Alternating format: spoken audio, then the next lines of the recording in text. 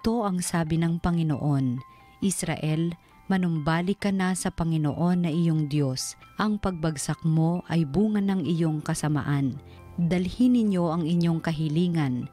Lumapit kayo sa Panginoon at sabihin ninyo, patawarin mo na kami. Kami iyong kahabagan at tanggapin. Maghahandog kami sa iyo ng pagpupuri. Hindi kami mailigtas ng Assyria. Hindi kami sasakay sa mga kabayo. Hindi na namin tatawaging Diyos ang mga larawang ginawa lamang ng aming mga kamay. Sa iyo lamang makatatagpo ng awa ang mga ulila. Sabi ng Panginoon, patatawarin ko na ang aking bayan, mamahalin ko sila ng walang katapusan, sapagkat mapapawi na ang aking galit.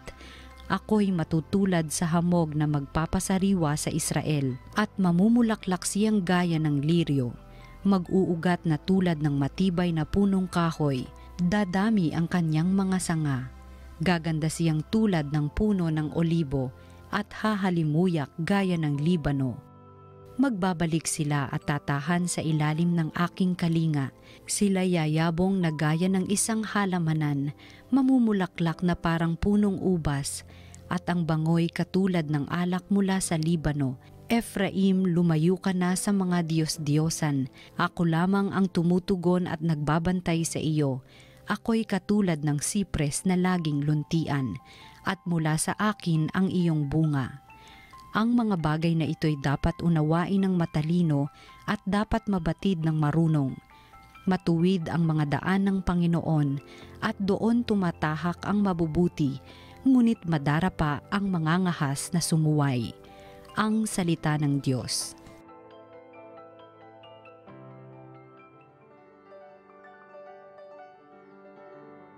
Tinig ko'y iyong pakinggan ang sabi ng poong mahal. Sa paglabas namin sa bansang mabagsik, ganito ang wika na aking narinig. Mabigat mong dalay aking iniibis. Ipinababa ko ang pasaning basket. Iniligtas kita sa gitna ng hirap. Iniligtas kita nang ika'y tumawag. Tinig ko'y iyong pakinggan ang sabi ng poong mahal. Tinugon din kita sa gitna ng kidlat at sinubok kita sa batis Meriba. Kapag nangungusap ako'y inyong dinggin. Sana'y makinig ka o bansang Israel. Tinig ko'y iyong pakinggan ang sabi ng poong mahal. Ang Diyos-Diyos ay huwag mong paglingkuran. Diyos ng ibang bansay di dapat luhuran. Ako'y Panginoon, ako ang Diyos mo. Ako ang tumubos sa iyo sa Ehipto. Tinig ko'y iyong pakinggan ang sabi ng poong mahal. Ang tangi kong hangad sana ako'y sundin ang utos ko ng bayang Israel. Ang lalong mabuting bunga nitong trigo, ang siyang sa inyo'y ipapakain ko, at ang gusto ninyong masarap na pulot, ang siyang sa inyo'y aking idudulot. Tinig ko'y iyong pakinggan ang sabi ng poong mahal. Ang mabuting balita ng Panginoon ayon kay San Marcos. Noong panahong iyon, lumapit ang isa sa mga eskriba kay Jesus at tinanong siya, alin pong utos ang pinakamahalaga? Sumagot si Jesus, ito ang pinakamahalagang utos. Pakinggan mo, Israel. Ang Panginoon na ating Diyos, siya lamang ang Panginoon. Ibigin mo ang Panginoon mong Diyos ng buong puso, ng buong kaluluwa, ng buong pag-iisip at ng buong lakas. Ito naman ang pangalawa, ibigin mo ang iyong kapwa gaya ng iyong sarili. Wala nang ibang utos na hihigit pa sa mga ito. Tama po, Guro, wika ng eskriba. Totoo ang sinabi ninyo, iisa ang Diyos at wala nang iba liban sa Kanya. At ang umibig sa Kanya ng buong puso, buong pag-iisip at buong lakas, at ang umiibig sa Kanya gaya ng kanyang sarili ay higit na mahalaga kaysa magdala ng lahat ng handog na susunugin at iba pang mga hain. Nakita ni Jesus na matalino ang kanyang sagot, kaya't sinabi niya, malapit ka nang mapabilang sa mga pinaghaharian ng Diyos, at wala nang nangahas magtanong kay Jesus mula noon. Ang mabuting balita ng Panginoon. Pinupuri ka namin, Panginoong Hesukristo.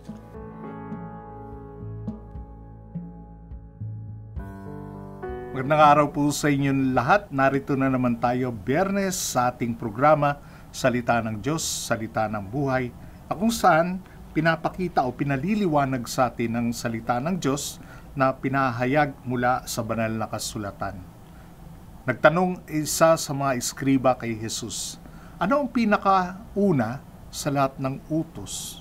Dito, pinroklama ni Jesus ang Shema, na sentro ng pananampalataya ng bawat debotong Hudyo.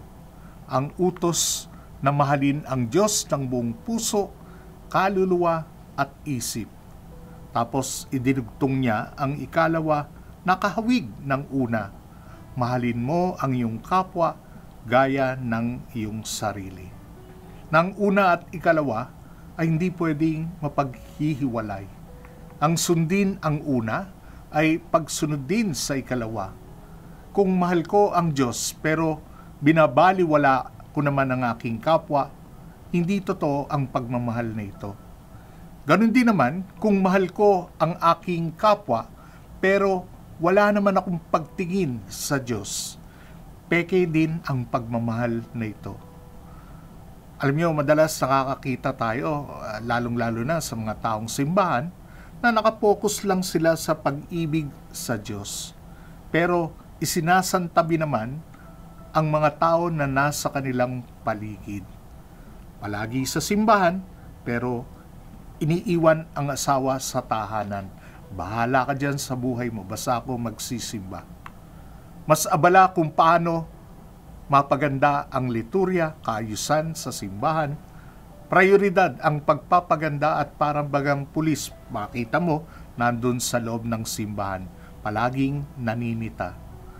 Pero ang relasyon sa Diyos ay kapos dahil hindi ito nasasabayan ng masuyong pagmamahal sa kapatid at sa kapwa.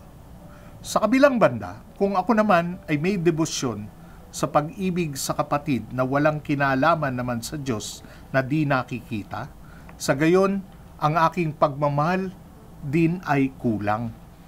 Ang pagmamahal ng ganitong klaseng disposisyon ay nakabase lamang sa pagtingin, panukat ng tao. Kaya ang pag-ibig ay kasinliit din ng tao, may limitasyon. Ang pagmamahal ay kailangan bukas sa kadakilaan na higit sa limitasyon ng tao. Dinaig ni Jesus ang kadiliman ng mundo sa pamamagitan ng pagpapakita ng pagmamahal sa Diyos doon mismo sa krus. Tanging kung nakaugat ang aking pagmamahal sa aking kapwa, sa pagmamahal ng Diyos para ito maging makatotohanan.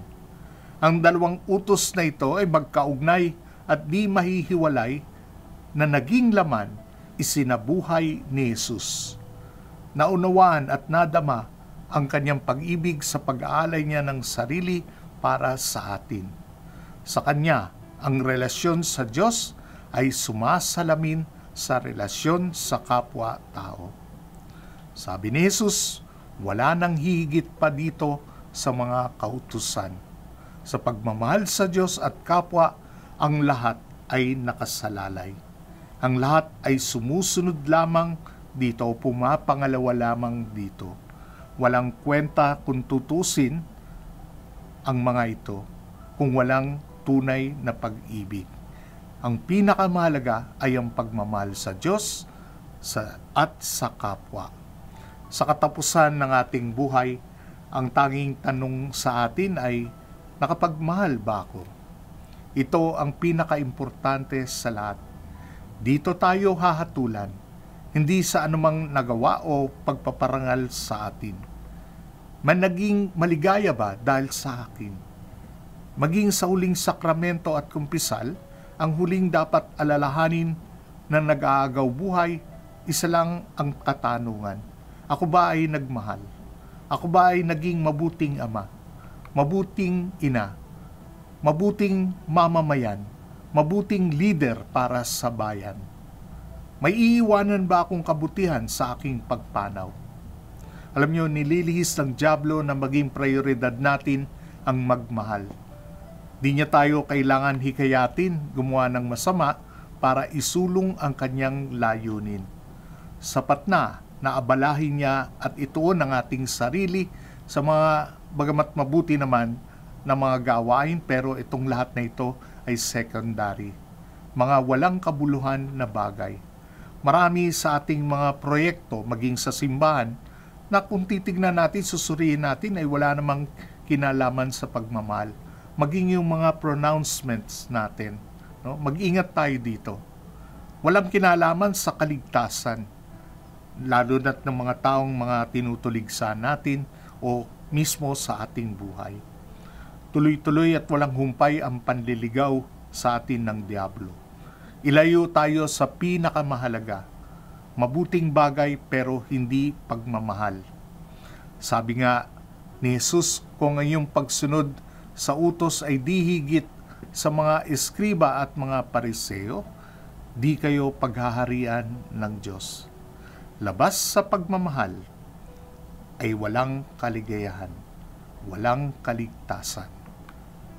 Mga pabalat bunga lamang o substitute, pansamantalang kaligayahan o baka mga paninindigan lang natin. Maraming salamat po sa inyong lahat at ngayon tayo'y mananalangin. Sa ngalan ng Ama, ng Anak at ng Espiritu Santo. Ama naming mapagmahal, tulungan mo kaming ibalik sa iyo ang pagmamahal na ginawad mo sa amin. At ganoon din ang pagmamahal na ito'y dumaloy sa amin para sa aming kapwa. Nawa ang pag-ibig na pinakita mo sa iyong anak na nagligtas sa amin ay tumatak sa aming puso at mamalas ito, maipadama sa pakikitungo namin sa aming kapwa, lalong-lalo na sa mga kapuspalad, sa mga walang nagmamahal at mga nangangailangan.